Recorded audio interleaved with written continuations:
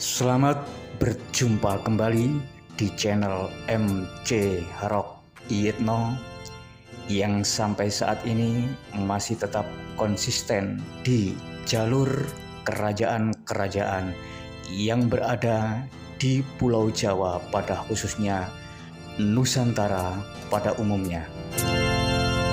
Pada kesempatan kali ini tetap di Google Indonesia, khususnya tirto.id, dalam sejarah Indonesia yang berjudul Saloka Nagara, Kerajaan Sunda Tertua di Nusantara, yang dikirim oleh Saudara Iswara N. Raditya pada tanggal 24 Oktober 2017 kepada Saudara Iswara N. Raditya, mohon izin. Claudius Ptolemasius pernah menyebut suatu tempat bernama Argaire dalam bukunya Geographia yang ditulis kira-kira tahun 150 Masehi. Argaire menurut ilmuwan Yunani itu berada di dunia timur yang sangat jauh, tepatnya di bagian barat sebuah pulau bernama Labodio. Penyebutan pulau ini kemudian dikait-kaitkan dengan istilah Iawa Dwipa alias Jawa. Dalam bahasa Yunani, Argaire berarti perak. Pada sekitar periode ketika Ptolemeus merilis Geographia, berdirilah kerajaan bernama Salaka Negara di bagian barat Jawa. Dalam kurung Edi Suhardi Ekajati, Kebudayaan Sunda Zaman Pajajaran 205.255 dalam kurung. Salaka dalam bahasa Sunda artinya perak. Lantas, apakah Argaire yang dimaksud Ptolemeus adalah kerajaan Salaka Negara? Kerajaan paling awal di Nusantara. Riwayat kerajaan Salaka Nagara memang berselimut misteri yang cukup pekat. Tak hanya soal mitos Argaire, hal-hal lain terkait kerajaan yang didirikan pada 130 Masehi, tepat 20 tahun sebelum Ptolemeus menerbitkan Geographia, ini masih menjadi perdebatan di kalangan peneliti dan pakar sejarah. Perdebatan yang paling mendasar adalah keyakinan bahwa Salaka Nagara merupakan kerajaan tertua di Nusantara. Dalam kurung Halwani Mikrob DKK, catatan masa lalu Banten 1993.233 dalam kurung. Sementara yang lebih umum diketahui tentang kerajaan paling awal di kepulauan ini adalah Kutai Martadipura di Kalimantan Timur. Jika dilihat dari waktu berdirinya, Salaka Nagara yang sudah eksis sejak abad kedua jelas lebih tua ketimbang Kutai yang baru muncul pada abad keempat Masehi. Namun yang melemahkan klaim Salaka Negara adalah bukti fisik terkait asal-muasal kerajaan ini sangat minim. Berbeda dengan riwayat Kutai yang dilacak melalui penemuan sejumlah prasasti. Modal yang mempertahankan argumen bahwa Salaka Nagara adalah kerajaan pertama di Nusantara hanya berupa catatan perjalanan dari Cina. Kerajaan Salaka Nagara memang telah menjalin hubungan dagang dengan dinasti Han. Bahkan kerajaan Sunda ini pernah mengirimkan utusan ke Cina pada abad ketiga. Selain itu, penelusuran sejarah Salaka Nagara juga diperoleh dari naskah Wangsakerta, tepatnya pada bagian Pustaka Ratsya I Bumi Nusantara dalam kurung ayat Truhaidi, Sundakala, _2 cuplikan sejarah Sunda berdasarkan naskah Panitia Wangsakerta Cirebon 2005.261 dalam kurung. Disebutkan pula wilayah kekuasaan Salaka Nagara mencakup Jawa bagian barat termasuk semua pulau yang terletak di sebelah barat Pulau Jawa. Yang menjadi persoalan, naskah Wangsakerta sendiri masih menjadi kontroversi. Naskah yang digarap oleh semacam panitia riset dari Kesultanan Cirebon ini konon disusun selama 21 tahun dan selesai pada tahun 1698. Meskipun penemuan naskah ini sempat sangat disyukuri karena terbilang lengkap, tetapi tidak sedikit kalangan sejarawan yang meragukan keasliannya. Perdebatan terkait kerajaan tertua di Nusantara pun sebenarnya tidak hanya melibatkan Salaka Nagara dan Kutai Martadipura saja.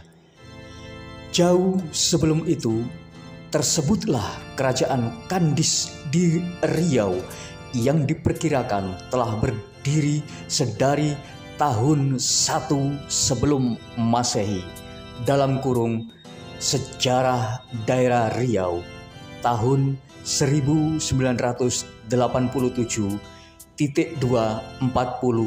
dalam kurung. Hanya saja, apakah pemerintahan Kandis pada saat itu sudah memenuhi syarat untuk disebut sebagai kerajaan? Juga belum dapat dipertanggungjawabkan secara pasti. Begitu pula dengan kerajaan-kerajaan lain di tanah Melayu sekitarnya yang bermunculan kemudian, macam kerajaan Kancil Putih dan kerajaan Otoh Alang. Terlepas berbagai kontroversi dan perdebatan itu, jejak rekam kerajaan Salaka Nagara sudah bisa sedikit diungkap, meskipun label kerajaan pertama di Nusantara masih belum mampu meyakinkan semua kalangan. Tapi setidaknya Salaka Nagara boleh dibilang adalah kerajaan tertua di Pulau Jawa. Melacak ibu kota Salaka Nagara. Lokasi yang diyakini sebagai pusat kerajaan Salaka Nagara juga masih belum pasti. Setidaknya ada 3 versi terkait perkiraan di mana pemerintahan Salaka Nagara dijalankan, yakni di Pandeglang atau Banten, Condet atau Jakarta, atau lereng Gunung Salak di Bogor, Jawa Barat. Versi pertama, ibu kota Salaka Nagara berada di Teluk Lada, Pandeglang, Banten. Versi yang diambil dari naskah Wangsakerta ini menyebut pusat kerajaan Salaka Nagara bernama Rajatapura yang diyakini merupakan kota paling tua di Pulau Jawa. Dalam kurung Abdul Rahman dan kawan-kawan. Carita Parahyangan karya Pangeran Wangsakerta tahun 1991 257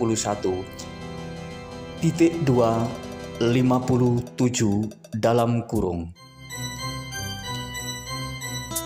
Rajatapura menjadi pusat pemerintahan Raja Dewa Warman I dalam kurung tahun 130 sampai 168 Masehi hingga era Raja Dewa Warman VIII dalam kurung 348 sampai 362 Masehi.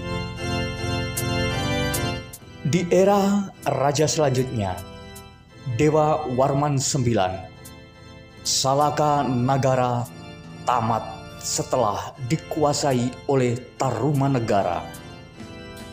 Menariknya, Salaka Nagara pernah 2 kali dipimpin oleh ratu, yakni Mahesa Suramardini Warmandewi tahun 276 sampai 289 Masehi dan Sepati Karnawa Warmandewi tahun 340 sampai 348 Masehi. Dalam Wangsakerta juga disebutkan bahwa Dewa Warman adalah seorang pedagang dari India yang tiba di barat Pulau Jawa dan akhirnya menikah dengan putri tokoh masyarakat setempat, yakni Aki Tirem, yang bernama Dewi Puahaji Larasati. Dari sinilah riwayat kerajaan Salaka Nagara bermula. Yang menjadi keraguan atas kebenaran versi pertama ini, Pandeglang tidak memiliki pelabuhan besar yang menjadi bandar dagang, melainkan hanya pelabuhan nelayan biasa. Sedangkan salah satu simbol kejayaan Salaka Nagara adalah dari sektor ekonomi dengan bukti, misalnya kerajaan ini telah menjalin relasi dagang dengan dinasti Han di Cina. Moyang orang Sunda dan Betawi. Dari situlah kemudian muncul versi kedua yang meyakini bahwa ibu kota Salaka Nagara bukan berada di Pandeglang, melainkan di suatu tempat bernama Ciondet atau Condet yang kini terletak di wilayah Jakarta Timur. Dalam kurung Ensiklopedia Jakarta _2 Kultur and Heritage Volume 3 2005.271 dalam kurung. Ciondet alias Condet berada tidak jauh dari bandar niaga besar bernama Sunda Kelapa, hanya sekira 30 km ke arah utara. Pelabuhan ini pada masanya dikenal sebagai pusat perdagangan paling ramai di Nusantara dan salah satu yang terpenting di Asia karena merupakan segitiga emas bersama Malaka dan Maluku. Di kawasan ini juga mengalir Sungai Tiram. Inilah yang kemudian menjadi salah satu dasar untuk meyakinkan bahwa Salaka Nagara bukan berada di Banten, melainkan di Jakarta. Tiram dipercaya berasal dari nama Akitirem yang tidak lain adalah mertua Dewa Warman I, pendiri kerajaan Salaka Nagara, dalam kurung Abdul Rahman Misno dan Bambang Prawiro, Reception Through Selection Modification 2016.2/327 dalam kurung. Adapun menurut versi ketiga, Salaka Nagara dibangun di lereng Gunung Salak, Bogor. Disebutkan di suatu bagian di kaki Gunung Salak sering terlihat keperak-perakan ketika diterpa sinar matahari. Dalam kurung Ensiklopedia Jakarta _2 Kultur and Heritage Volume 3 2005.271. Dari situlah lalu dikait-kaitkan dengan arti Salaka Nagara, yakni negara perak. Ditambah lagi penyebutan Salaka dengan salak hampir mirip. Selain itu, pada perkembangannya nanti, lereng Gunung Salak menjadi tempat berdirinya kerajaan-kerajaan Sunda lainnya yang jika dirunut masih turunan dari Salaka Nagara, termasuk kerajaan Pajajaran. Dengan cakupan wilayahnya itu, penduduk mayoritas Salaka Nagara adalah mereka yang kemudian dikenal sebagai orang-orang Sunda. Lebih dari itu, jika mengikuti versi kedua, orang-orang dari berbagai suku bangsa dan negara yang tumpah ruah di pelabuhan Sunda Kelapa lalu membaur dan beranak pinak juga merupakan warga Salaka Nagara. Mereka inilah yang nantinya menurunkan kaum Betawi. Salaka Nagara runtuh pada pertengahan abad keempat Masehi seiring kemunculan dan semakin kuatnya kerajaan baru bernama Tarumanegara. Kendati hanya bertahan 2 abad saja, namun garis keturunan penguasa Salaka Nagara dipercaya melahirkan raja-raja di banyak kerajaan besar di Nusantara, termasuk Pajajaran, Sriwijaya, dan juga Majapahit. Demikian pembacaan narasi pada kali ini.